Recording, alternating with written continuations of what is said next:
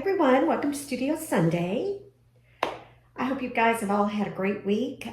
Today's September 11th. Everybody remember that very important day in American history. We still think about all the people that lost their lives on that day. Yes. Terry Moore Live, October 7th through 9th. It's coming up.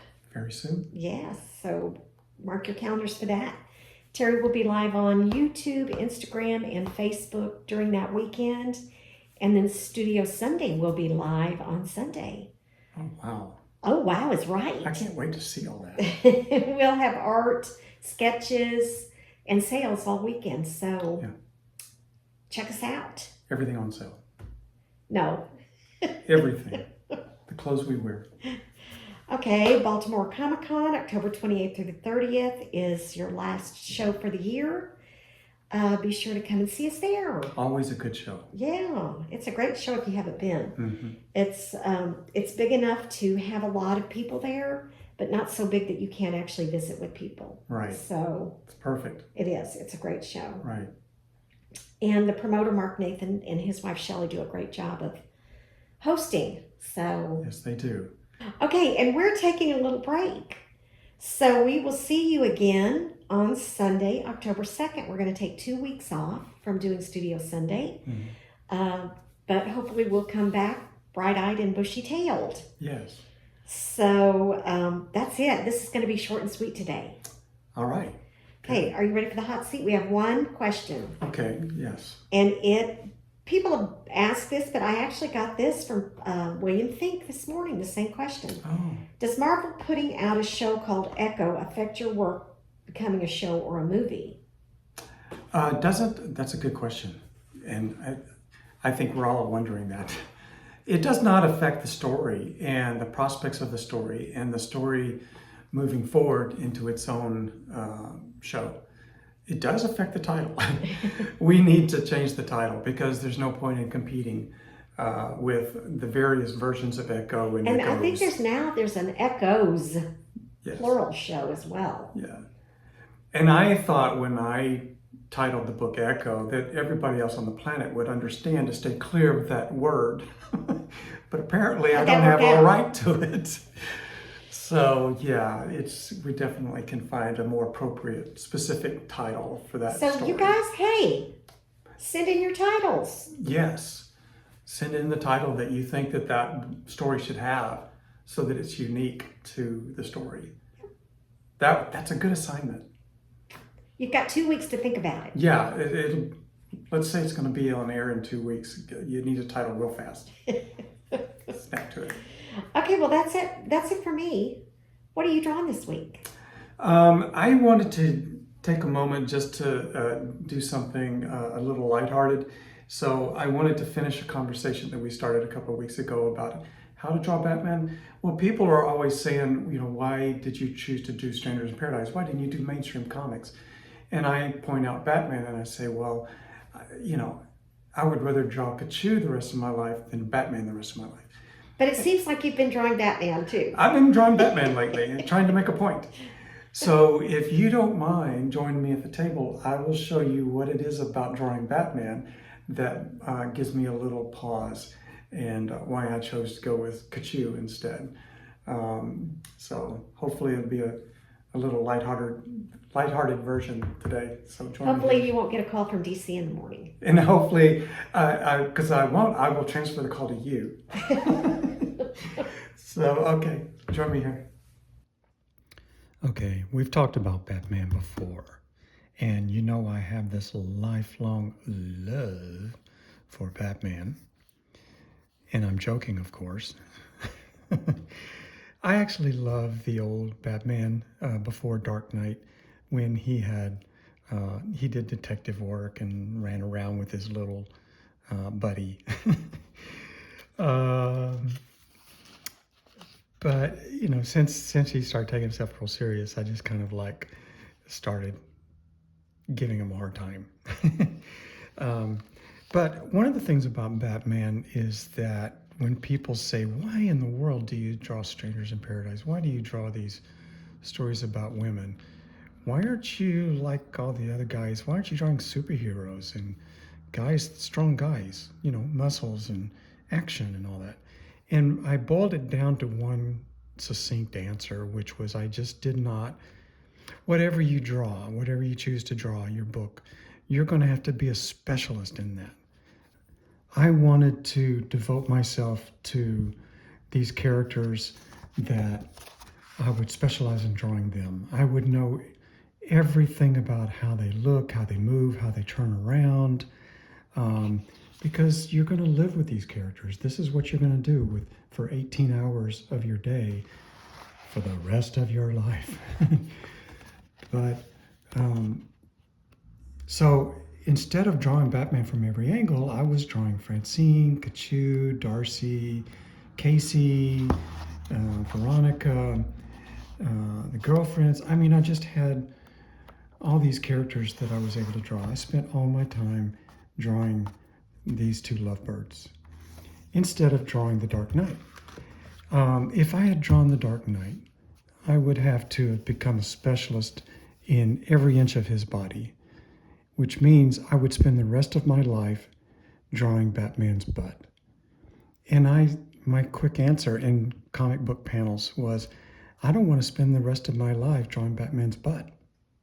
That was, it all boiled down to that. But you know, comics is show and tell. Don't tell me, show me. Let's do that. Okay, so you all know Batman from the front. He is this guy. Wah, wah.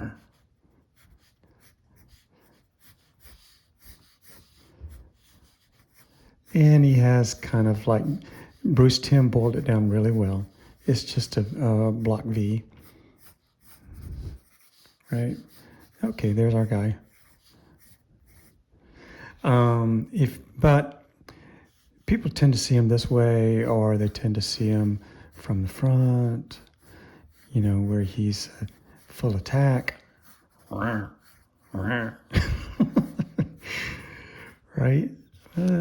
I've seen him do that. Add the cape and suddenly he's no longer Spider-Man, he's Batman, right? But at some point, that cape has to fly up. When all those cape is flying up, and here's Robin. What view does Robin have?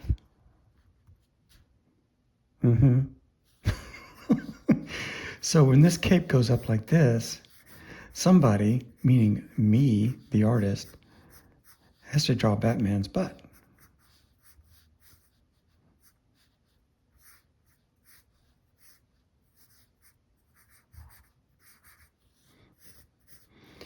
Now you've seen this pose from the front many times where the legs come up and the fists are out. This is what it looks like from behind.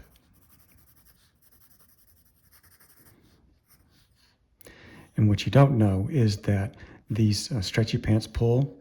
So the shirt is up like that. The pants are out, down like that. And this is why Robin's hair is always up. Oh my God.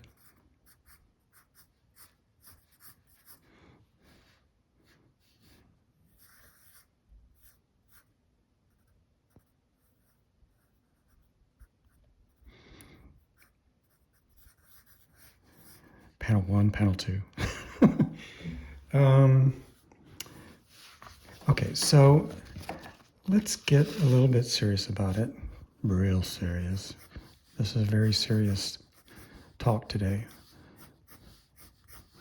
And we have this beautiful back with those wide wing mounts. You can call them lats if you want, but basically they're the mounts of great wings right there. And then like all athletic men, those hips go straight down, babe. And then that spinal thing goes straight down, little skip a gap, boom, right there. Okay, the thing is, now you have the muscles like that. So now you're doing your little bodybuilder thing or athletic guy thing, you know, those muscles out.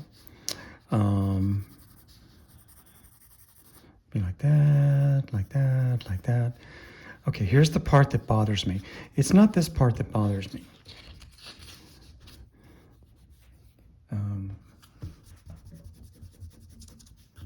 Here.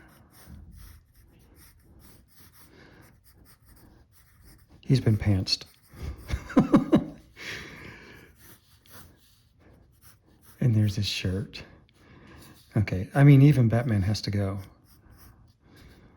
Okay, so say we're at a porta potty, and this is on spy cam, and now it's all over the internet. The thing that bothered me, oh, well, he's looking a little dirty down there too. Let's not make this any worse than it is, guys. There you go. The little mouse face, right?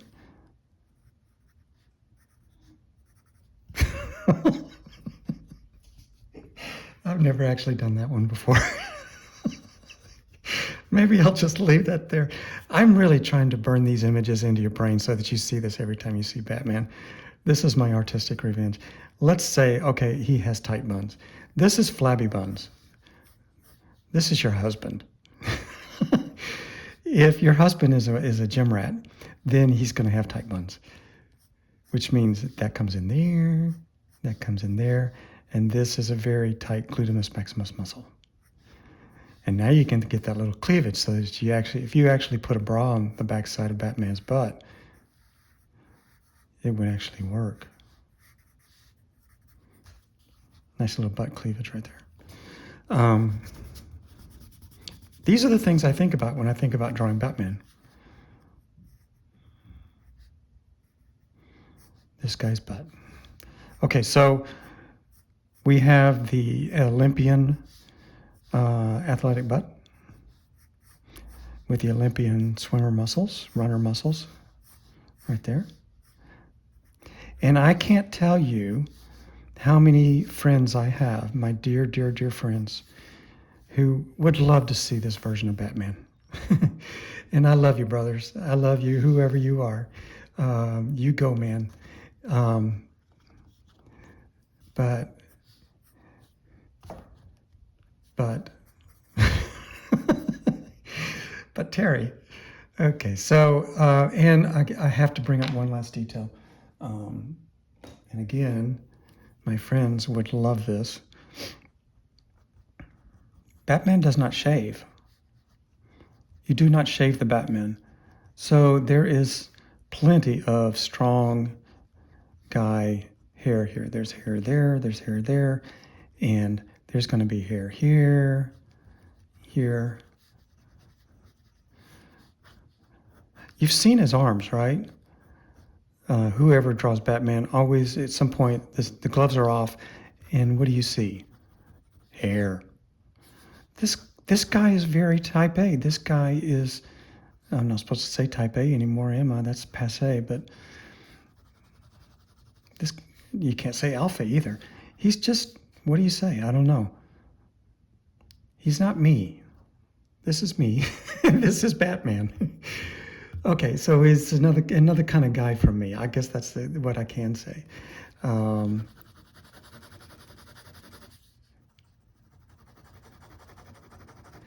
So to me, this is why I don't draw Batman.